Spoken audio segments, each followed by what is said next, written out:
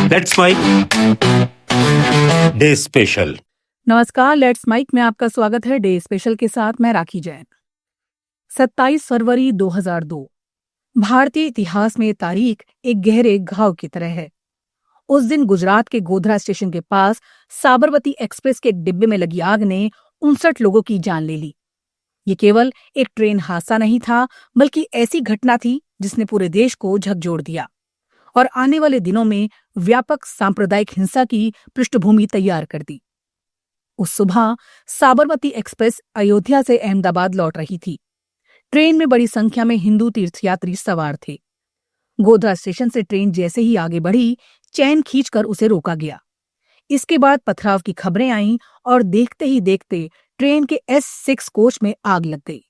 आग इतनी भीषण थी कि कई यात्री बाहर निकल ही नहीं पाए। धुएं और लपटों ने कुछ ही मिनटों में पूरा डिब्बा अपनी चपेट में ले लिया।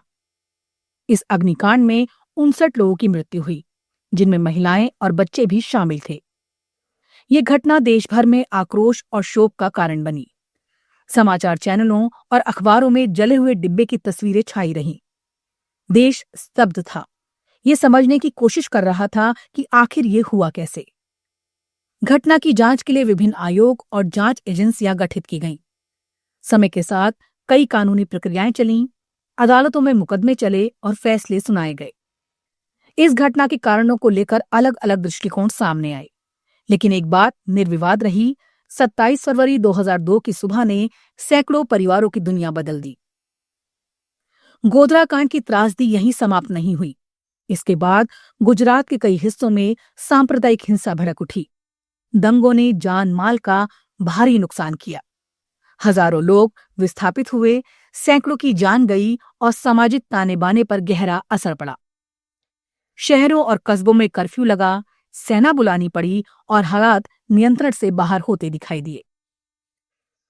उस समय देश के प्रधानमंत्री थे अटल बिहारी वाजपेयी। उन्होंने राष्ट्र से शांति बनाए रखने की अपील की और कहा, किसी भी हाल में कानून हाथ में नहीं लिया जाना चाहिए। वाजपेयी का यह संदेश केवल राजनीतिक बयान नहीं था, बल्कि उस समय की संवेदनशीलता को समझने की एक कोशिश थी कि आक्रोश को हिंसा में बदलने से केवल विनाश ही होगा। गोधरा और उसके बाद की घटनाएं भारतीय समाज के लिए आत्ममंथन का विषय बनी। इसने ये सवाल उठाया कि सांप्रदायिक तनाव किस तरह हिंसा में बदल जाता है और प्रशासनिक तथा सामाजिक स्तर पर उसे रोकने के लिए क्या कदम जरूरी हैं।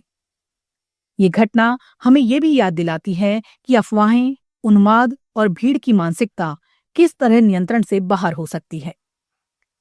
इतिहास में कुछ दिन ऐसे होते हैं जो केवल घटनाएं नहीं, बल्कि चेतावनी बन जाते हैं। 27 फरवरी 2002 ऐसा ही एक दिन है।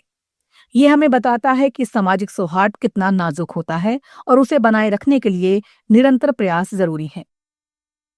एक ट्रेन के डिब्बे में लगी आग ने केवल यात्रियों की जान नहीं ली, बल्कि पूरे समाज में अविश्वास की आग भड़का दी। इस घटना के बाद न्यायिक प्रक्रिया लंबी चली। कई अभियुक्तों को सजा हुई, कुछ बरी हुए। अदालतों ने सबूतों के आधार पर फैसले दिए, लेकिन अदालतों के फैसले सामाजिक घावों को पूरी तरह भर नहीं सकते। इसलिए जरूरी है संवाद, विश्वास और संवेदनशीलता। आज 27 फरवरी को याद करते हुए जरूरी है कि हम उसे केवल अतीत की घटना के रूप में न देखें। ये दिन हमें सोचने पर मजबूर करता है कि हम किस तरह एक बहुलतावादी समाज में साथ रह सकते हैं।